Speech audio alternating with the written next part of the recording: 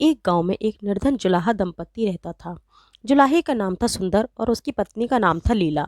दोनों पति पत्नी अत्यंत परिश्रमी थे। सारा दिन परिश्रम करते, सुंदर सुंदर कपड़े बनाते, किंतु उनको उनके बनाए वस्त्रों की अधिक कीमत नहीं मिल पाती थी। दोनों ही अत्यंत संतोषी स्वभाव के थे। जो मिलता उसी से संतुष्ट होकर एक टूटी फूटी झोंपड़ी में रहकर अपना जीवन निर्वाह कर लेते थे। वह दोनों भगवान श्री कृष्ण के परम भक्त थे। दिन भर के परिश्रम के बाद जो भी समय मिलता उसे दोनों भगवान के भजन कीर्तन में व्यतीत करते। सुंदर बाबा के पास एक तानपुरा और एक खड़क ताल थी। जब दोनों मिलकर भजन गाते तो सुंदर तानपुरा बजाता और लीला खड़ताल। फिर तो दोनों भगवान के भजन में ऐसा खो जाते कि उनको अपनी भूख प्यास की चिंता भी नहीं रहती थी। यूं तो दोनों संतोषी स्वभाव के थे। अपनी दीनहीन अवस्था के लिए उन्होंने कभी भगवान को भी कोई उल्हाना नहीं दिया और अपने इसी जीवन में प्रसन्न थे। किंतु एक दुख उनको सदा कचोटता रहता था कि उनके कोई संतान नहीं थी। इसको लेकर वह सदा चिंतित रहा करते थे, लेकिन फिर भी सदा भगवान में मगन रहते थे। इसको भी उन्होंने भगवान की लीला समझकर स्वीकार कर लिया और निष्काम रूप से श्री कृष्ण के प्रेम भक्ति में डूबे रहते। जब उनकी आयु अधिक होने लगी तो एक दिन लीला ने सुंदर से कहा कि हमारी कोई संतान नहीं है। कहते हैं कि संतान के बिना मुक्ति प्राप्त नहीं होती। अब हमारी आयु भी अधिक हो चली है, न जाने कब बुलावा आ जाए। मरने के बाद कौन हमारी चिता को अग्नि देगा, कौन हमारे लिए तर्पण आदि का कार्य करेगा, कैसे हमारी मुक्ति होगी। सुंदर बोला, तू क्यों चिंता करती है, ठाकुर जी है ना, वही सब देखेंगे। सुंदर ने यह बात कह तो दी, किंतु वह भी चिंता में डूब गया। अग्नि कौन देगा और कौन हमारे लिए तर्पण आदि का कार्य करेगा, कैसे हमारी मुक्ति होगी। तभी उसके मन में एक विचार आया। वह नगर में गया और श्री कृष्ण के बाल गोपाल रूप की एक प्रतिमा ले आया। घर आकर बोला कि अब तुझे चिंता करने की कोई आवश्यकता नहीं है। मैं ये बाल गोपाल लेकर आया हूँ। हमारे कोई संतान नहीं है तो वह भी इन्हीं की तो लीला है। हम इनको ही अपने पुत्र के समान प्रेम करेंगे, यही हमारे पुत्र का दायित्व पूर्ण करेंगे, यही हमारी मुक्ति करेंगे। सुंदर की बात सुनकर लीला अत्यंत प्रसन्न हो गई।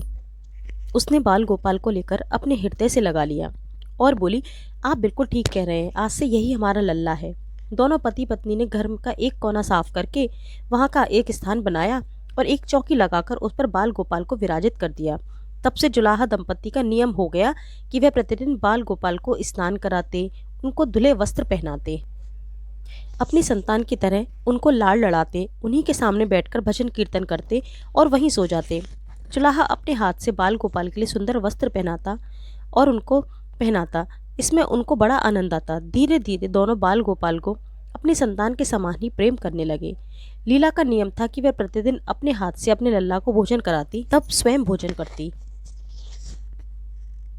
लल्ला को भोजन कराते समय उनको ऐसा ही प्रतीत होता मानो अपने पुत्र को ही भोजन करा रही हो।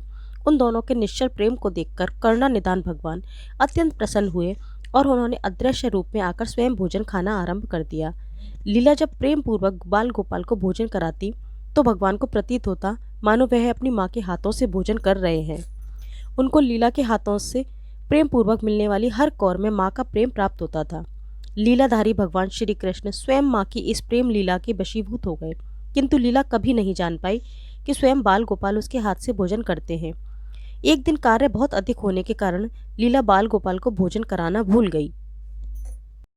गर्मी का समय था। भरी दोपहरी में दोनों पति पत्नी कार्य करते करते थक गए और बिना भोजन किए ही सो गए। उनको सोए हुए कुछ ही देर हुई थी कि उनको एक आवाज़ सुनाई दी, माँ, बाबा, मुझको भूख लगी है। दोनों हड़बड़ाकर उठ गए। चारों ओर देखा, आवाज़ कहाँ से आई, किंतु कुछ दिखाई नहीं दिया। तभी लीला को स्मरण हुआ कि उसने अपने लल्ला को भोजन नहीं कराया।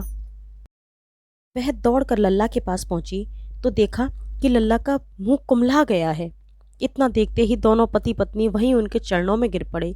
दोनों की आंखों में आंसुओं की धार बह निकली।